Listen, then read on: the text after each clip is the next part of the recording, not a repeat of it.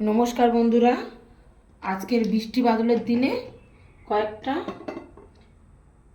বেশ কয়েক ধরনের চপের রেসিপি আজকে শেয়ার করব। ওর জন্য আলুটা আমি মেখে নিয়েছি, দেখুন। সেটা দিয়ে দিচ্ছি পরিমাণ মতো লবণ,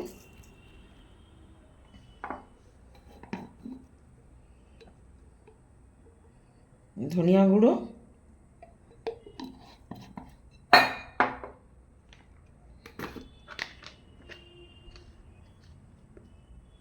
জিরে গুঁড়ো,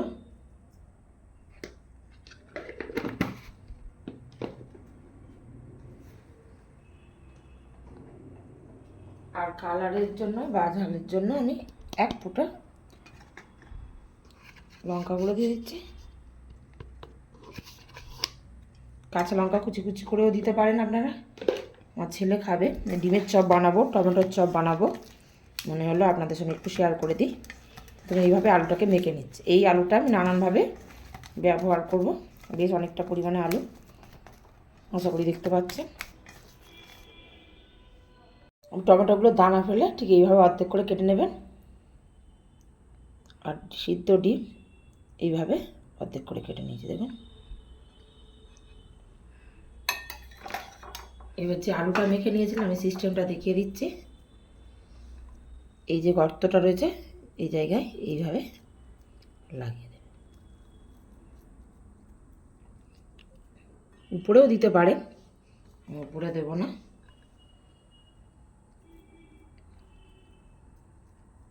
এইভাবে আমি সব তৈরি করে নেবো, দেখুন। যেহেতু আছে অনেকগুলো নানান ধরনের আর কি রেসিপি বানাবো।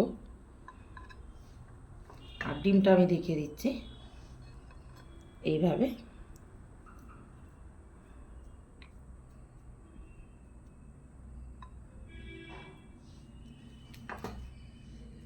আশা করি বুঝে গেছেন বন্ধুরা, প্রচুর রকমের আজকে রেসিপি বানাতে চলেছে। এইভাবে আমি সবগুলো বানিয়ে নেবো, দেখুন।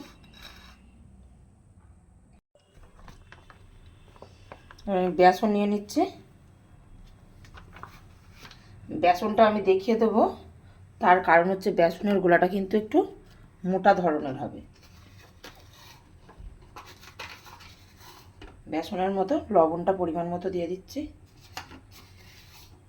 মনে হলো আর একটু লাগবে। কম কম করে জল নিয়ে একটা ব্যাটার তৈরি করে নেবো। একটু একটু করে জল দিচ্ছি, দেখুন। দিয়ে একটা বেশ থিকনেস ব্যাটার, ঘন।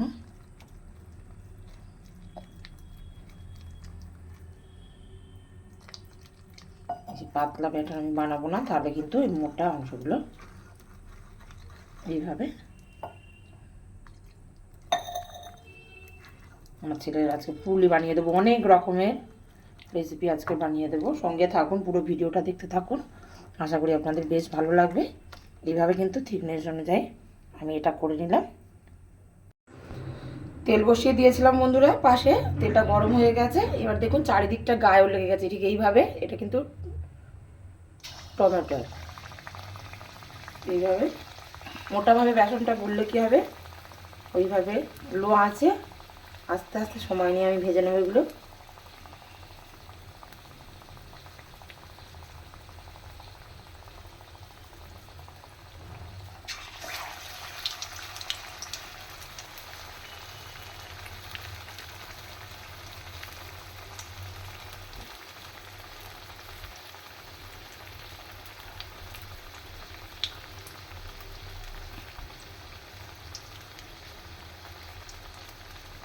এটা কিন্তু ডিমের চপ, বুঝতে পারছেন আশা করছি। হয়ে গেলে কিন্তু বোঝা যাবে না কোনটা ডিমের আর কোনটা টমেটোর চপ।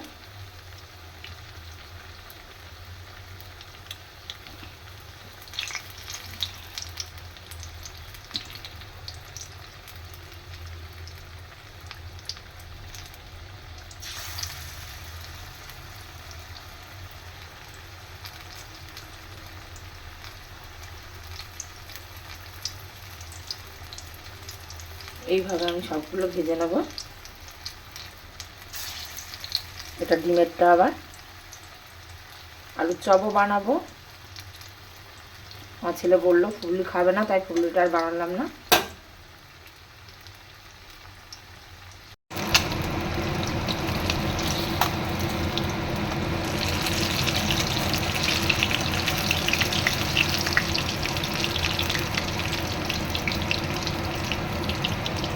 মিডিয়াম টু লো আঁচে এগুলোকে ভেজে নেব।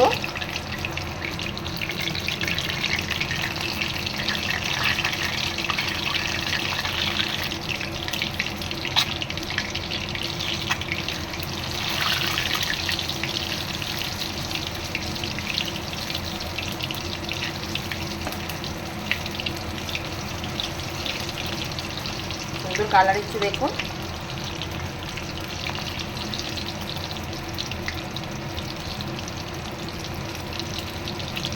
এই 3টে টমেটোর চপ আর এই দুটো হচ্ছে ডিমের চপ, এটা আর এইটা ডিম।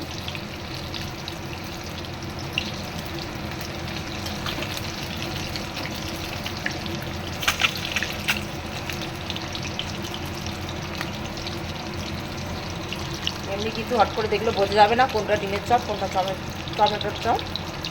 এইভাবে আমি সবগুলো বাকি সবগুলো ভেজে নেব। কমেন্টে অবশ্যই জানাতে ভুলবেন না বন্ধুরা কেমন হয়েছে আজকের এই রেসিপি।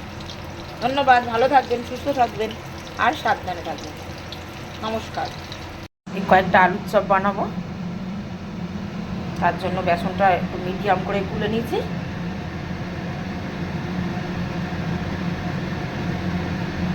মোটা না, খুব পাতলা না, তুলনামূলক বললে একটু মোটা গোছেরই বলা যায়। এভাবে আমি আলুর চপগুলো ভেজে নেব। তেলে ভাজা আমাদের বাড়িতে খুবই কম হয়, আর আমার ছেলেকে যেহেতু বাইরে জিনিস দিই না, ওর আজকে খেতে ইচ্ছা করছিল, তাই ওর জন্য আজকে এটা বানিয়ে।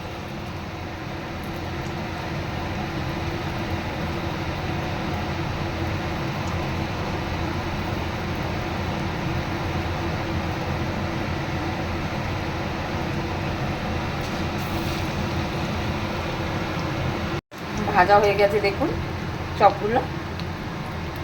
4টে আলুর চপ হয়েছে, 4টে টমেটোর চপ হয়েছে, 2টো ডিমের চপ হয়েছে।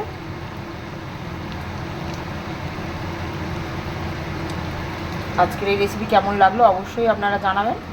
ধন্যবাদ বন্ধুরা। টমেটোর চপ, ডিমের চপ আর আলুর চপ রেডি হয়ে গেছে। এইগুলো আলুর চপ, না না সরি ভুলে গেছে, এটা টমেটোর চপ। এই লালটা দেখে বুঝলাম ডিমের চপ আর টমেটোর চপ প্রায় একই দেখতে হয়েছে। আর আলুর চপগুলো দেখাচ্ছি আপনাদেরকে কেমন হয়েছে অবশ্যই জানাবেন। এইগুলো আলুর চপ,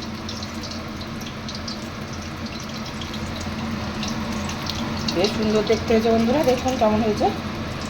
এগুলো আলুর চপ ঘরোয়া। নমস্কার বন্ধুরা, ভালো থাকবেন, সুস্থ থাকবেন। নমস্কার। আর এই রেসিপি কেমন হয়েছে অবশ্যই কমেন্টে জানাবেন।